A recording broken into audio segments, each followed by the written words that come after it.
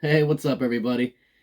So people like to listen with their eyes, sometimes more than their ears, which is why I did the intro the way that I did. So that obviously was not at all my Epiphone acoustic guitar that you were hearing. That was all my Squire Telly um, in the middle position with the bridge and the neck pickup going at the same time.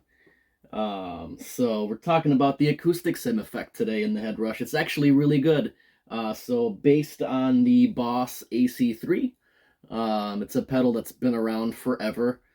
Um, Intended to be used with a guitar amp into a guitar cab. But that's not the way we're doing things today. So most of you are probably going to use your modeler through some kind of studio monitors or like an FRFR wedge. At a show, you're going straight to front of house. So the way we're going to listen back today and use this thing is as if we're sending this acoustic sim straight to front of house with a full range speaker, which is actually to me where it shines. I have tried this thing through my solid state power amp into a couple of guitar cabs and could not get it to sound all that great, but through something you would play an acoustic guitar through anyway, like the house PA, studio monitors, that kind of thing, it actually sounds really good, as you just heard. So let's just find out really quick what I did there. It's actually pretty easy to get this thing sounding good. My first tip is it does sound best with some kind of single coils being used. Most humbuckers, whether high output or more vintagey ones, they've just got so many frequencies going on. It's hard to get a lot of that stuff out that is not naturally in an acoustic sound. So my recommendation really is some kind of single coils, whether you have like an HSH guitar, use that middle single coil, or if you've got a Tele, you're all set. If you have a traditional Strat with all single coils, you're pretty set. Um, I would just stick to the middle one. I would stay away, if you can, from just the bridge or just the neck. I really think the best sound is some kind of in the middle combination. Even if, say, you are using, like I've tried this, my best results with a humbucker guitar have been with a Les Paul, um, with kind of like PAF type pickups in that middle position, rather than just the bridge or just the neck. I think to me that gives the most percussive thing. It's the most you're giving your fake acoustic sound kind of the best starting point that way. But so anyway, let's take a look at what I've got going on in this rig here. So we obviously have the acoustic sim, and this is how I set it. I turn everything to 100. The level, because why not? That's the volume, so all the way up. And then the tone and the body are going to be all the way up as well. But we can just sweep through that real quick, and you'll probably see why. So I'm also really a fan of the Enhance model, something found on the original Boss AC3. But I'm just going to do a quick scroll through, or I'm going to take the tone and the body from one extreme to the other. So here is it with everything up.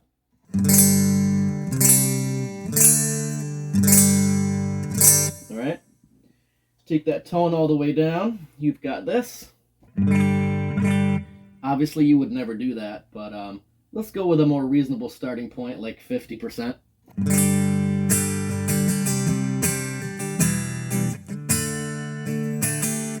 Right? So dull to me, very dull. Let's try bringing the body down to. Let's bring that down to 0. See what happens. All right, sounds like crap, obviously, but usually the default starting point on the stock model here is 50% for both of them.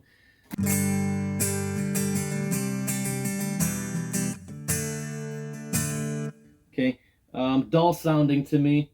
Let's bring that tone all the way back up and leave the body at 50%.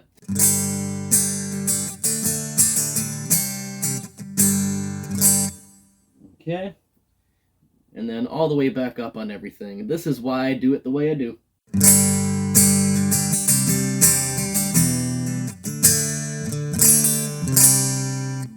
So I like acoustic guitar with a really tight bass and nice and bright.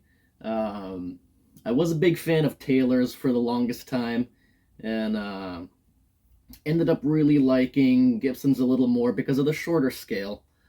And to me, this is pretty reminiscent. I used to have one of those Gibson Hummingbird artists. I really miss that guitar. I should have never sold it. But to me, this sounded very balanced with a little more of a lean in the warm direction, if anything.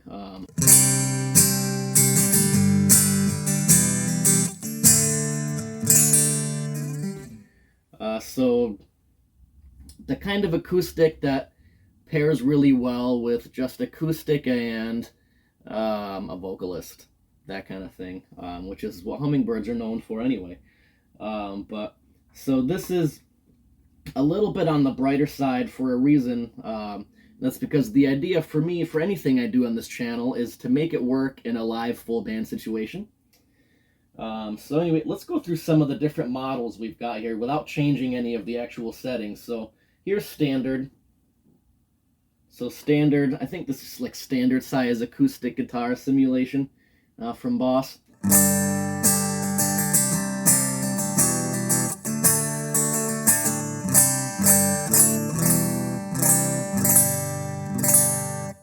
Not a bad sound, missing a little bit of depth to me, which is why I like the enhance. So that's what you've been hearing is the enhance mode.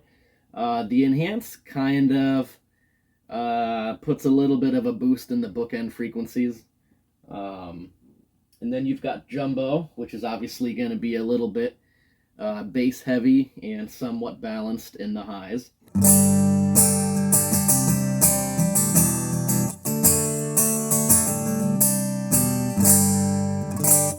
Right, so I like the jumbo the second best, but enhance is my go-to. And then you've got piezo, whatever people call it. This is basically simulating my most hated form of acoustic guitar amplification. You're gonna find this in a lot of like cheaper acoustic guitars, but we're not really here to talk about that. So it definitely has that piezo quack. I don't know why anyone would choose this on purpose. To me, I hate it, but it sounds like this.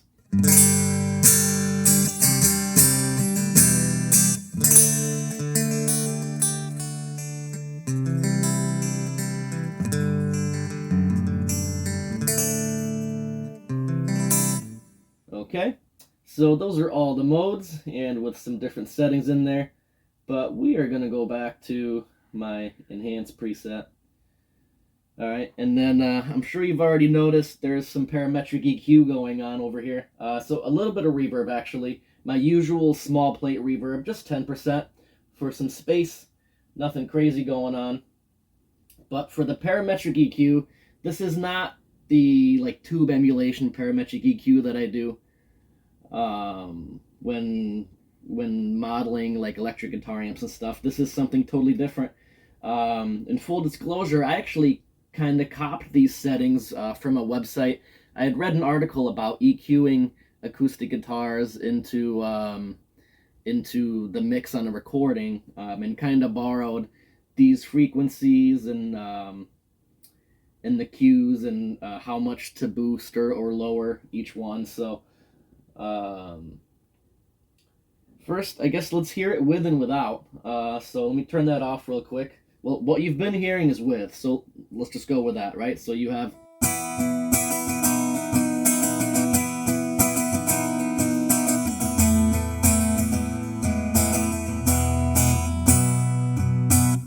Okay, and without, it's pretty subtle.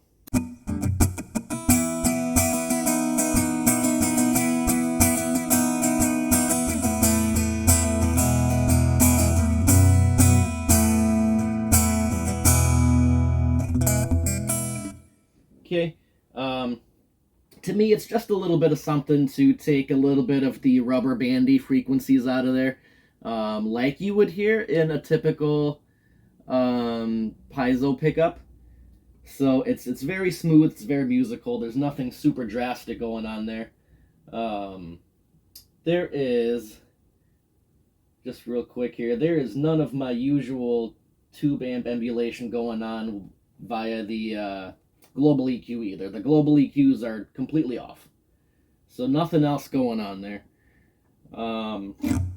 So one of the things that I really like about this Acoustic Sim pedal and just acoustics plugged into modelers for live use in general is that there is more than one way to skin a cat here. So you can use just the Acoustic Sim by itself, and it sounds okay, it sounds passable.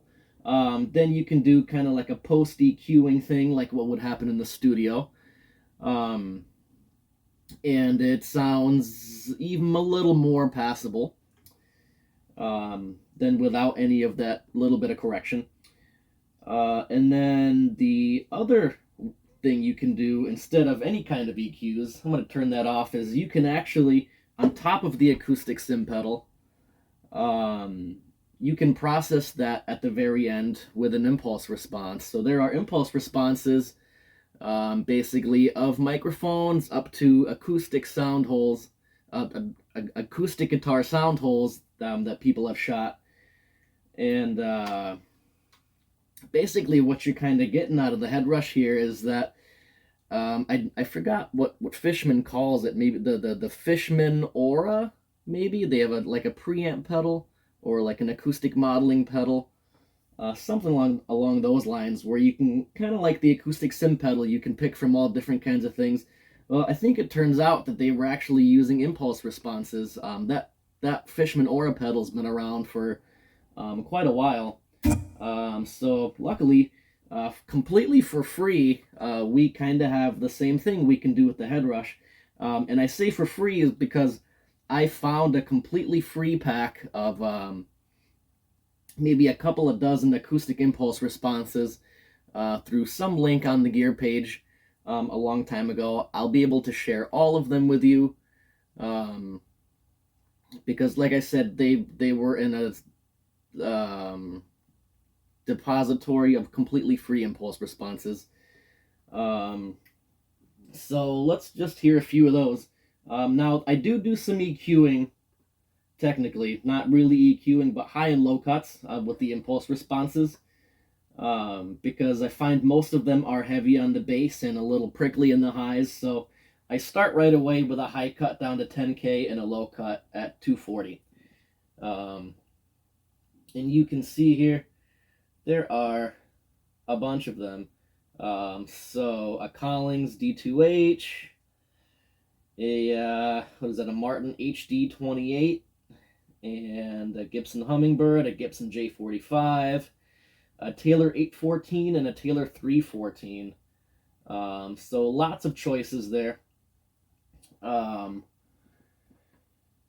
think the mic choice is really very important. I find that a lot of my favorite mic'd ones, we're not going to go through a ton of these, just a few. But some of my favorite mics are this DPA4 something. The name gets cut off. So I'm not really too sure what the full name is. And I like on the HD28, I'm a fan of the Sound Deluxe E47. So let's start there with the HD28 Sound Deluxe E47 impulse response, and that sounds like this. So just to let you see, the EQ is off, the impulse response is now on, and let's hear what that sounds like. It's just that extra little bit of sweetness to me.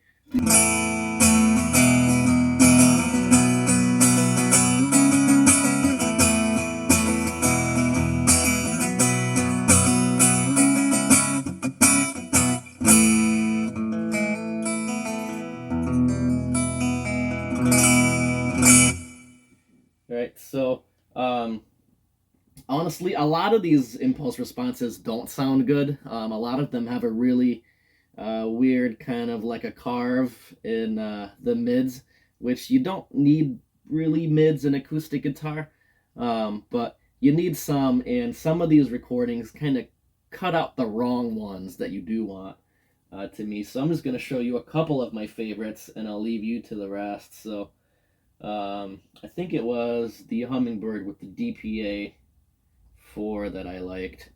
That sounds like this. Nope, that actually doesn't sound very good at all. Maybe it was the Hummingbird with the Neumann.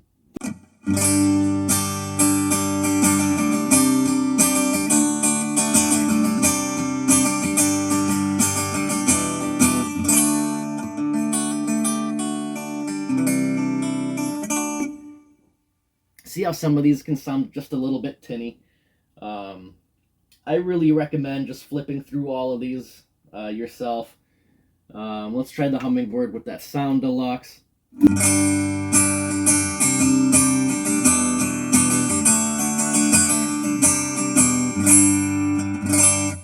Yeah, see, some of them, they have this squeaky, shrill little high-end thing going on that you really don't want anything to do with, but I think the HD28 is probably one of my favorites. The Collings was good, too. This is the Collings with the AKG on it. Wasn't that one. Let's try the DP4, the DPA4.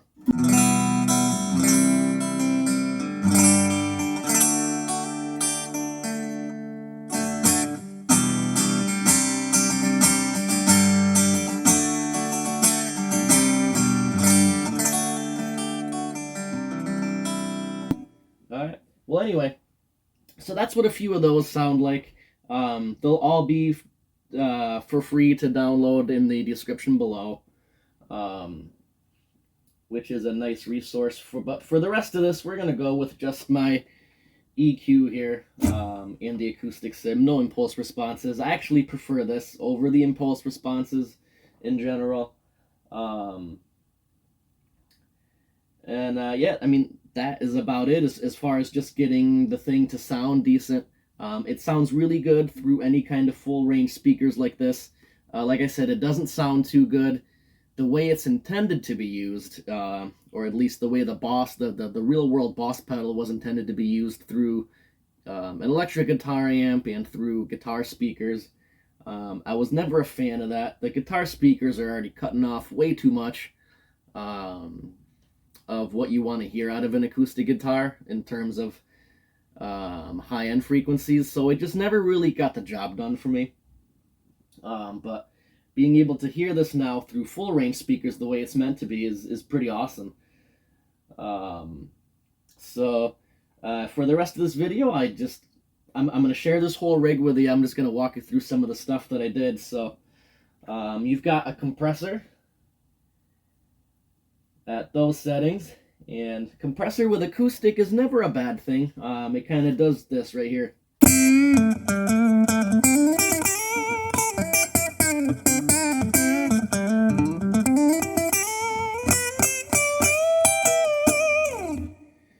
Alright, so doing what a compressor does to a clean signal like that, great for leads, solo boost and that kind of stuff. So, and I mean, this air filter, I have it set to do my usual auto wah thing, but how often do you get to hear an acoustic guitar with a wah on it, right?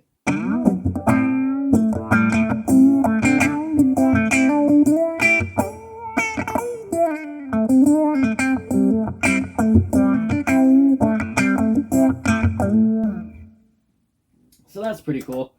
The graphic EQ is part of my lead scene that I made. Literally all it's doing is adding 3 decibels of gain.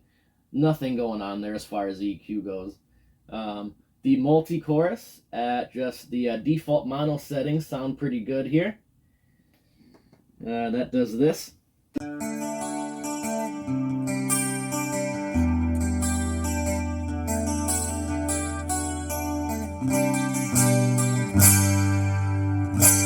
Right, sounds super 80s. The ambiverb does something really cool when used with an Acoustic Sim rig, I guess. So it does this, right? If you're playing chords, it kind of follows the chords really well. I'm surprised how well this tracks, but...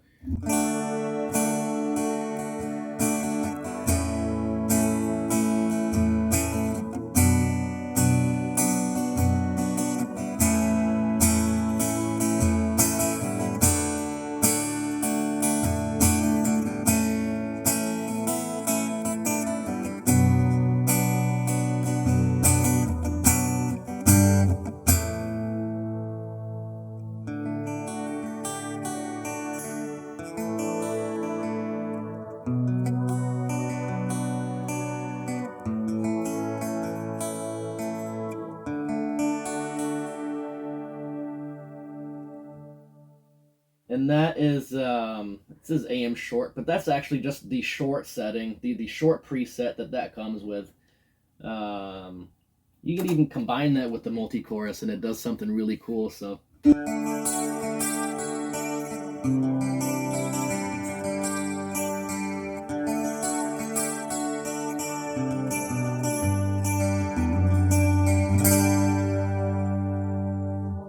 Alright, and then just a little bit of delay that can be turned on independently or comes on automatically in the lead scene.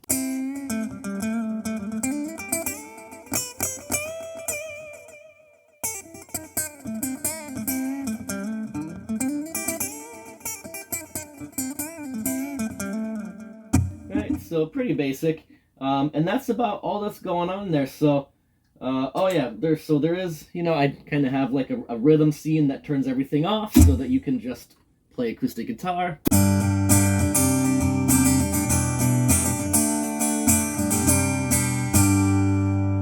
And a lead scene that turns on the compressor, the delay, and the graphic EQ all at once.